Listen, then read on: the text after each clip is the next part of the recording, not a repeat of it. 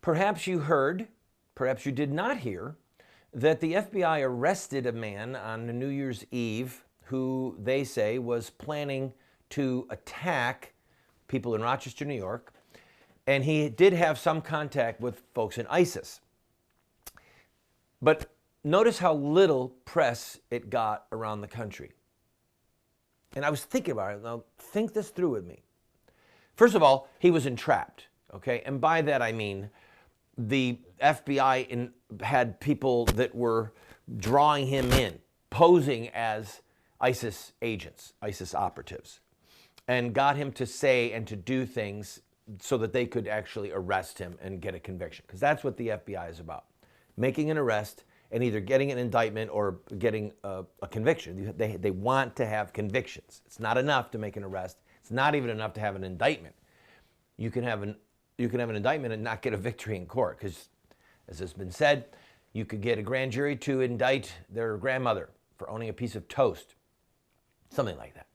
So this mix and match stuff has got to stop. So I thought, as I looked at the story, I thought, wait a minute. If this was a really big deal, the FBI in Washington, D.C. would be having a press conference. We've stopped yet another terrorist attack. The Homeland Security proved successful. Nothing. Nothing. So then I thought, all right, maybe this was just an upstate New York, Western District operation, and they bagged this guy without the folks in Washington, D.C. even knowing what's going on.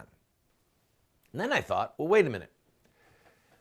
What if it was just a couple of agents who have the authority to do something like this, and they did it inside the FBI to prove a point?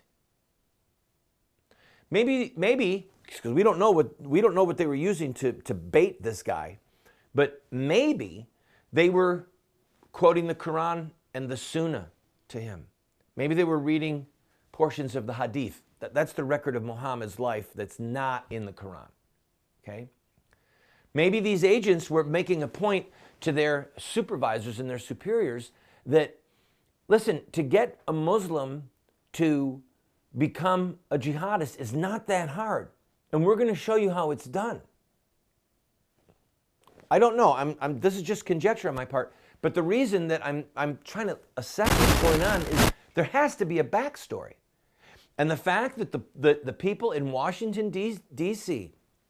did not make a big deal out of this shows that either A, they were completely out of the loop, or B, they're involved in a cover-up of the connection between ancient historic Islam, as started by Muhammad, and modern terrorism.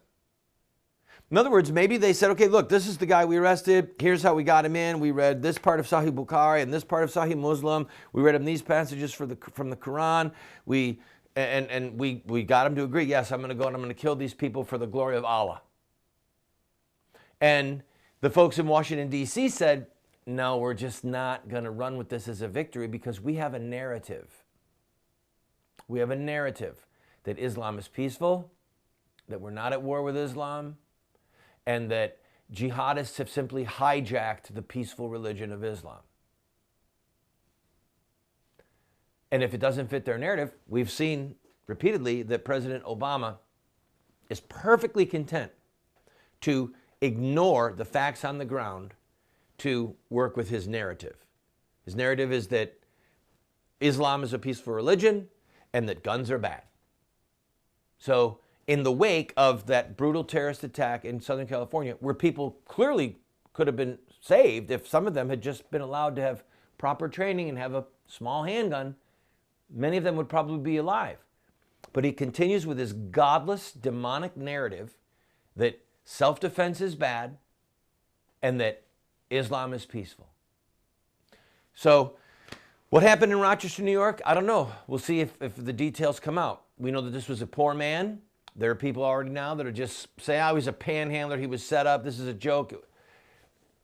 We'll find out. But I promise you, there's a reason why our friends in Washington, D.C. are not hyping this as a big victory. And it's got to do with the fact that somehow it does not fit their narrative. I'll be right back to talk about Donald Trump and about government.